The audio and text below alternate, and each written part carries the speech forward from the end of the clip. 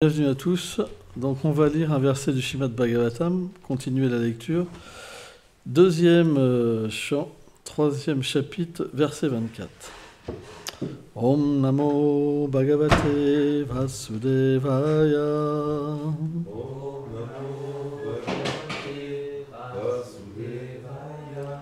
Om Namo Bhagavate Vasudevaya.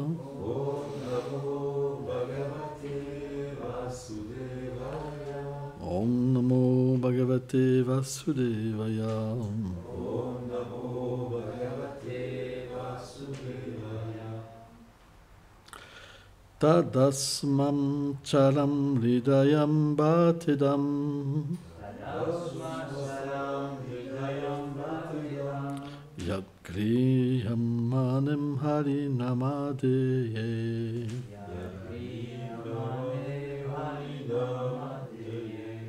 Navim kriyetatam yadam vikaro.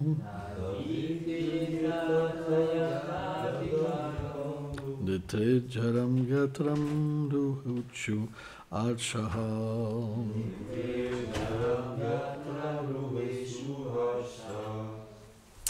Traduction. Celui qui, après avoir chanté le salon du Seigneur, voit les larmes couler de ses yeux et les poils se dresser sur son corps, mais dont le cœur ne connaît aucune transformation, a un cœur aussi dur que l'acier. Donc nous continuons la teneur est portée.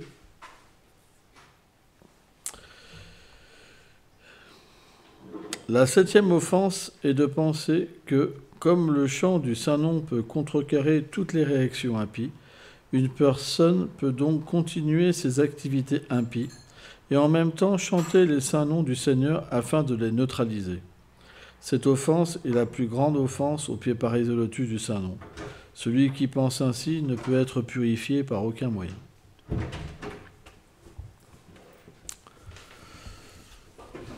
Om Gana Timilandasi Kanam Shalam Shalakayo Shakshur Meditam Jena Tasme Shigulave Namaha Namam Vishnu Padayam Krishna Pristaya Bhutale Shrimate Bhakti Vedanta Swamin Nitidamine Namaste Sarasvati Deve Gauravani Pracharine Nilveshesha Sunyavadi Prachacha Deshataline. Parfois, les acharyas emploient des mots un peu sévères, ou même le Seigneur lui-même. On voit que cette offense peut être contrecarrée par aucune chose. Mais c'est pour nous faire comprendre l'importance d'avoir une bonne mentalité.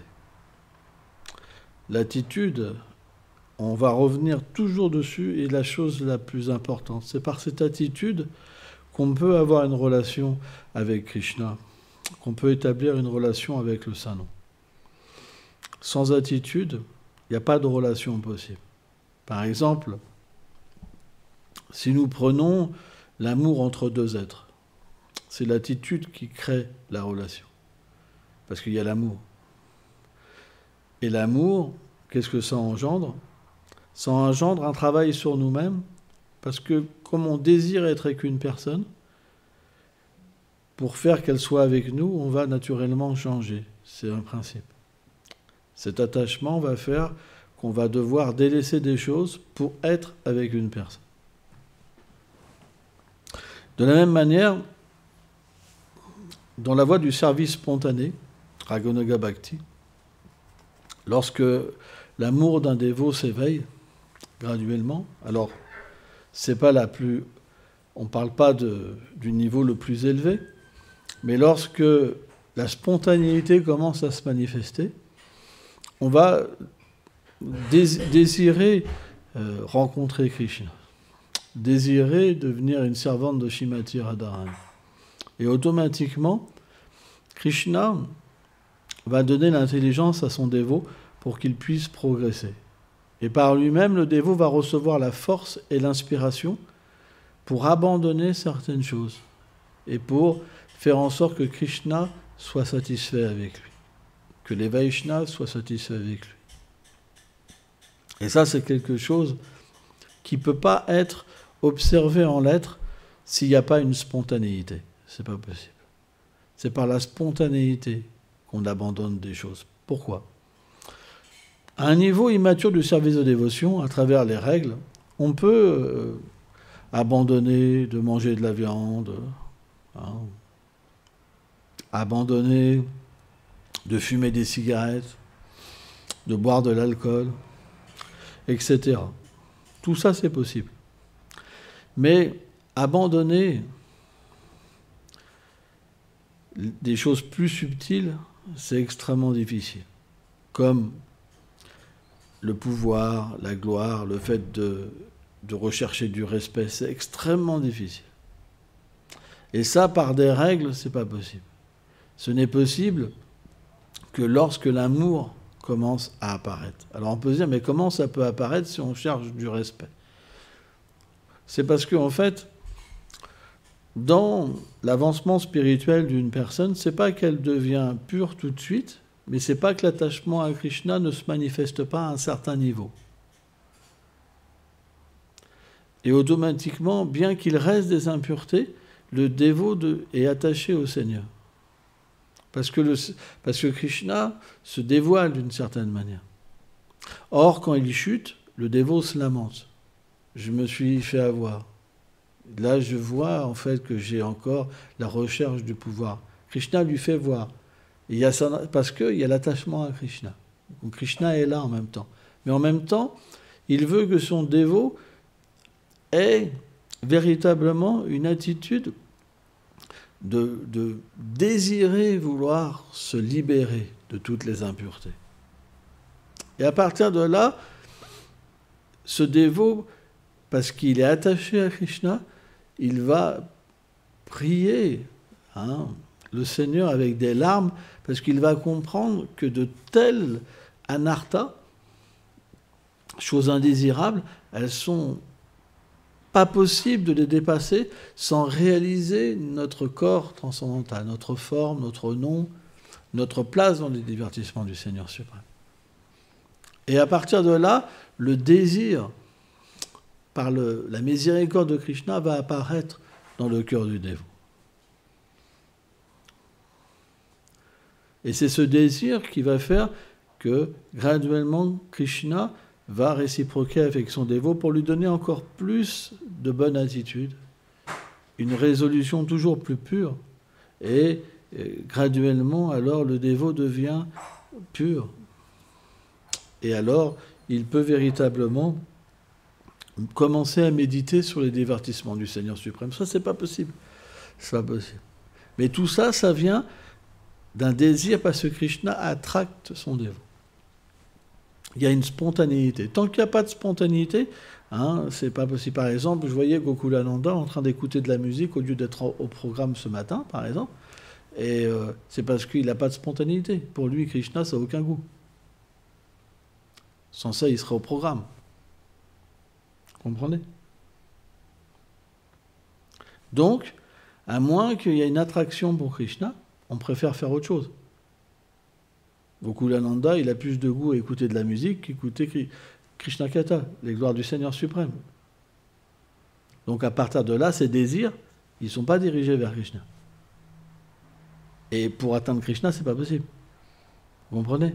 Parce que ce qu'on chérit le plus dans notre cœur, c'est écouter de la musique ou regarder un match de foot, etc., etc. Ça fait partie, en fait, du cadre normal des religieux qui vont à l'église le dimanche, parce qu'ils ont une sorte de foi, ils vont prier pour avoir des biens matériels, mais dans leur cœur, ce qu'ils préfèrent, c'est le match de foot. C'est là où ils ont le plus de... Ouais. Quand c'est la prière, bon, c'est le truc familial. On suit les parents, etc., etc. Et souvent, ce genre de personnes, qu'est-ce qu'ils font ?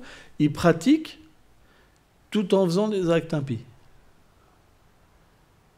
Et parfois, ils peuvent même penser, c'est pas grave, j'irai à l'église me faire pardonner mes péchés pour recommencer la semaine d'après.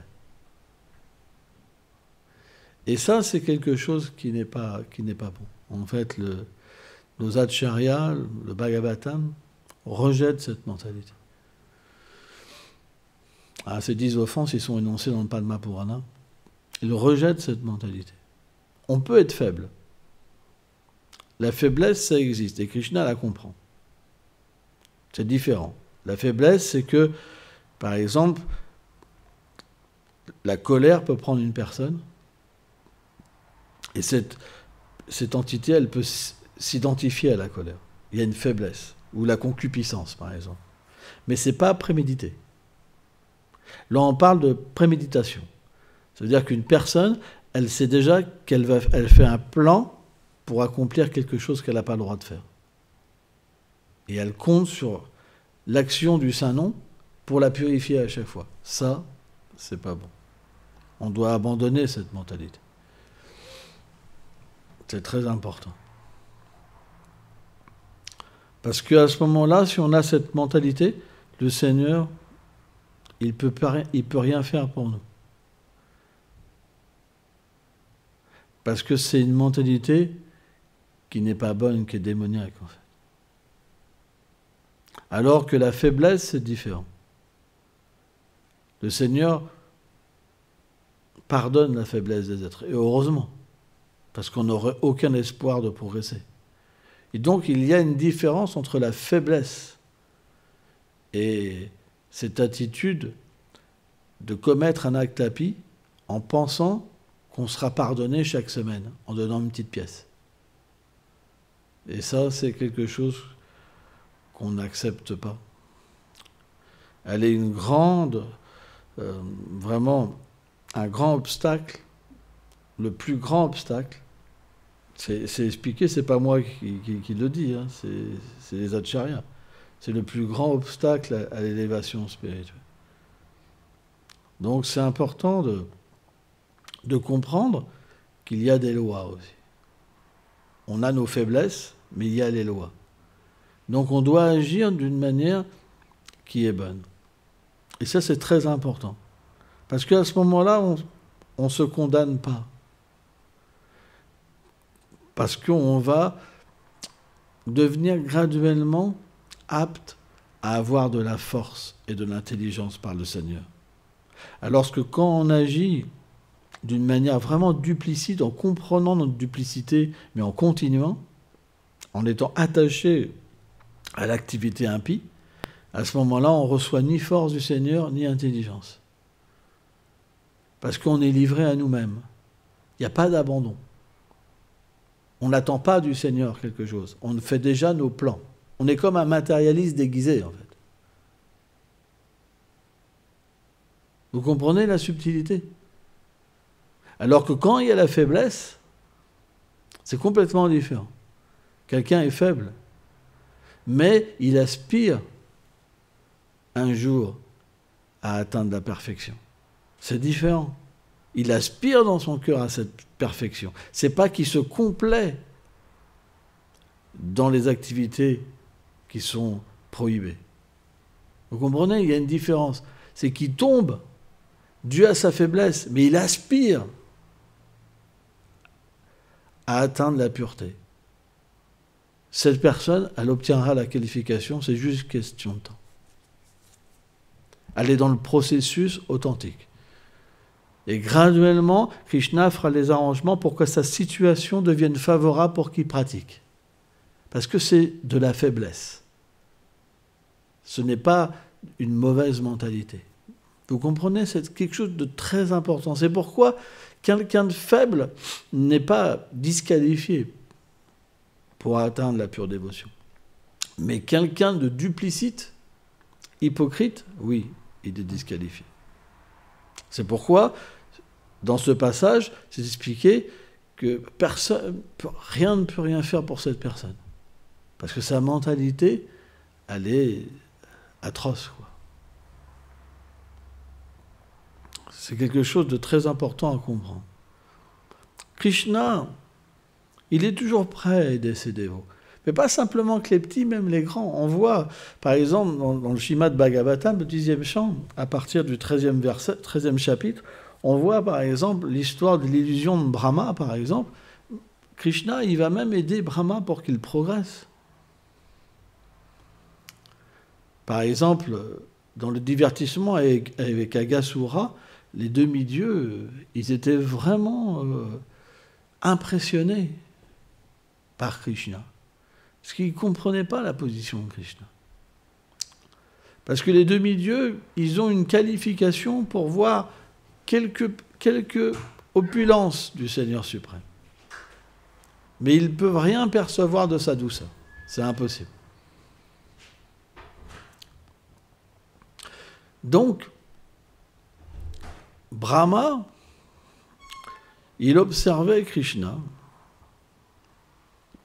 Et Krishna, dans ses divertissements, il a toujours différents desseins à accomplir. Redresser la mentalité de son dévot, donner une bénédiction spéciale à d'autres dévots, par exemple, faire voir sa suprématie. Il y a plein de choses qui arrivent en même temps dans un divertissement. Et Brahma était au-dessus, avec différents demi-dieux sur son signe. Et il voyait Krishna. Krishna avait fait cet arrangement. Alors souvent, avec les pâtres, c'est expliqué qu'il y a différents moments où le Seigneur donc, prend une petite collation, quoi.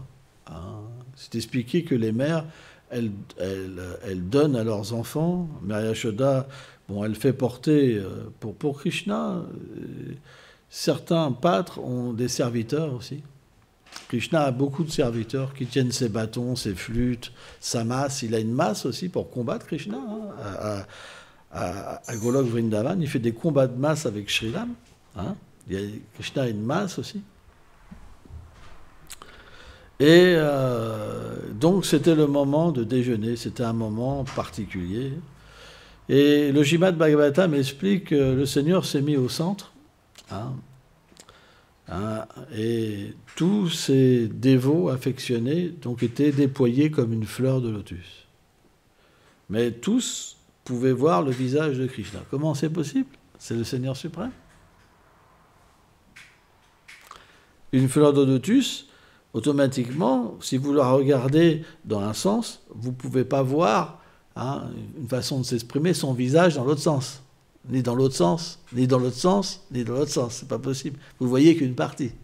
Et pourtant, chaque pâtre voyait Krishna et avait une relation particulière avec Krishna.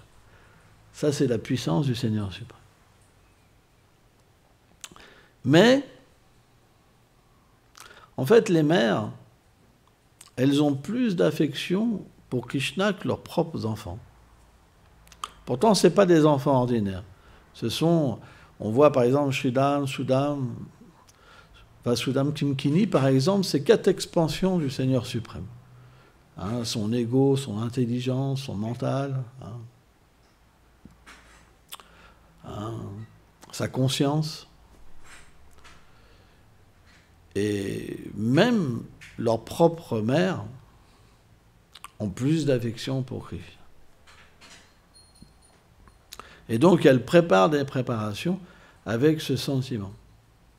Et ce qui est vraiment inconcevable, c'est que les pâtres, quand ils goûtent en fait la nourriture, elle est tellement merveilleuse, qu'est-ce qu'ils pensent? Ils disent, Krishna doit la goûter. Donc, ils ont déjà goûté. Et ils donnent en fait à Krishna de goûter. Et ça, c'est quelque chose qui est difficile à comprendre pour Brahma. C'est extrêmement difficile à comprendre.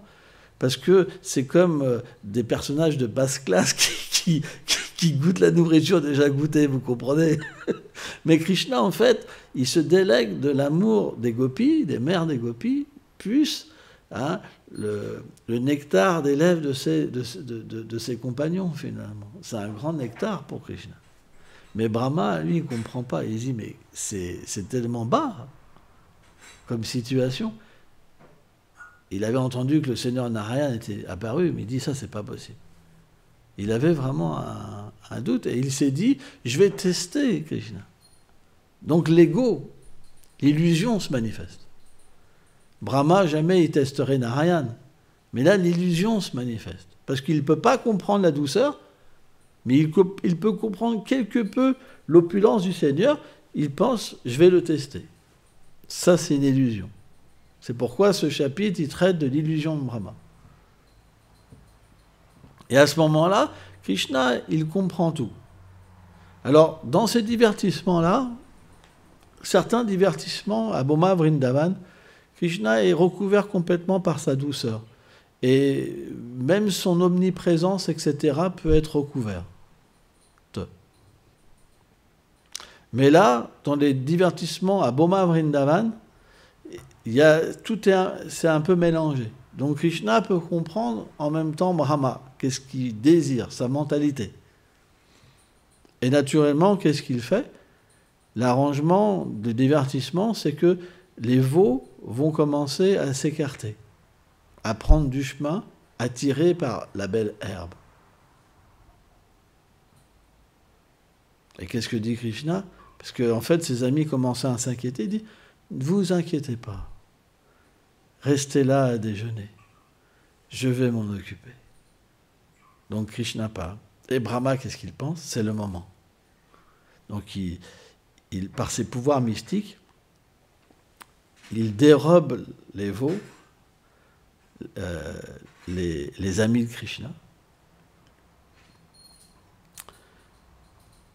Après, les acharyas expliquent que ce n'est pas véritablement les veaux et les amis de Krishna que Brahma a dérobé, mais une forme illusoire. Parce qu'il n'a pas la possibilité d'enlever les associés du Seigneur. Ce n'est pas possible. C'est comme Ravan, on prend l'exemple de Ravan, quand il a kidnappé Sita, c'est une Sita illusoire, c'est pas la vraie Sita. Mais Krishna a fait cet arrangement. Et pendant un instant, Brahma, il a caché, donc dans une grotte, par ses pouvoirs mystiques, il a endormi toutes les vaches. Alors, il n'y a pas 10 vaches, hein. C'est des millions de sakas et des millions de vaches. Attention, hein. Quand Krishna il se déplace, c'est pas petit, hein. C'est énorme. C'est énorme. Et on ne parle même pas de milliards, parce que si le monde matériel, on peut avoir 1 milliard. Il y a combien de personnes sur Terre en ce moment? 7 milliards. Que dire sur la planète de Krishna? Vous vous rendez compte? Donc 10 millions, c'est juste pour pas qu'on soit trop confus. Mais c'est plutôt milliards. Donc déjà que Brahma, il ait pu subtiliser tous ses pâtres et ses vaches, c'est déjà quelque chose d'inconcevable. Et un instant de Brahma à Satyaloka, c'est équivalent à une année entière. Donc quand Brahma, il a subtilisé les vaches, donc déjà c'était le jour de l'anniversaire de Balaram, c'est pour ça que Balaram n'était pas là, et quand il a subtilisé les vaches, et qu'il est revenu, il a fallu 1 an. Et donc qu'est-ce qu'a fait Krishna? Il a pris la forme exacte de toutes les vaches et de tous les pâtres. Leur forme, leurs sentiments, leur voix, leur odeur, tout, mais parfaitement. Parce que c'est le Seigneur suprême, il connaît tout. Et là, du coup, qu'est-ce qui s'est passé? Il a manifesté ses activités. Et même Balaram, il n'a pas pu voir qu'est-ce qui s'était passé, tellement que c'était parfait. Et Vishwanath Charitako, il explique que même les expansions du Seigneur ne peuvent pas comprendre la Yoga Maya de Krishna. Vous vous rendez compte? Même Balaram, il n'a pas vu. Pourtant, c'est la première manifestation du Seigneur suprême. C'est Bhaka Bhagavan. Et donc, pendant 1 an, Krishna, il faisait les mêmes activités. Mais la différence, c'est qu'il voulait combler, en fait, les désirs des mères, qu'il le désirait comme fils, et aussi les vaches qui ont un sentiment vatsalya, parental. Et donc, dès le début, l'attachement pour les mères, elle a commencé à grandir pour leur enfant. Mais pas d'un seul coup. Ça n'a pas égalé tout de suite le sentiment qu'elle avait pour Krishna. C'est qu'en fait, ce qui s'est passé, c'est comme le sentiment des mères a grandi, le sentiment de Krishna a grandi. Ça veut dire qu'il a dépassé même celui de Shridham, Sudam, Vasudam, Kimkini, Amshu, etc. Plus l'affection de Krishna grandissait, plus l'affection des mères grandissait. Au point, en fait, qu'elles ont atteint presque le même amour que Mère Yashoda. Vous vous rendez compte? Et les vaches, pareil. Et donc, alors je vais passer certains épisodes parce qu'on n'a pas trop le temps. Et donc, au bout d'un an, 5 jours avant, 5-6 jours, c'est expliqué, Krishna, il a enlevé un quart d'une sorte d'illusion à Baladev, Balaram, et Balaram a commencé à se poser des questions. Il dit, c'est vraiment étrange. Parce qu'il a été témoin d'une scène que les vaches donc, avaient couru vers les veaux d'une manière inconcevable. Elles les léchaient, presque à avaler leur corps. Que les pâtres qui étaient aînés et qui se sentaient honteux d'avoir pas pu retenir les vaches parce que les veaux allaient peut-être le lait après. Quand ils ont vu leur fils, ils ont tout oublié, ils sont mis à pleurer, des larmes d'extase, à les étreindre. Ils s'est dit, c'est étrange quand même. C'est étrange parce que qui c'est ces personnes quoi, c'est des demi-dieux, c'est des sages. Ils commencent à se poser des questions. Et Krishna, il enlève encore un quart. Et encore un quart. Et finalement, Balaram, il commence, au bout du 3/4 de l'illusion qui est partie, à réaliser que c'est peut-être l'énergie en fait de mon Seigneur. Et là, Krishna enlève tout et il réalise que toutes ces formes-là, c'est des formes de Krishna. Et c'était le jour de l'anniversaire, en fait. Et c'est à ce moment-là, donc Balaram n'était pas là, et c'est à ce moment-là que Brahma est revenu. Et quand Brahma, il voulait voir les réactions, en fait, de Krishna, puisqu'il avait subtilisé toutes les vaches et tous ses amis, quand il est arrivé, il a vu le même nombre de vaches exactement, le même nombre de pâtres. Et là, il n'a pas compris.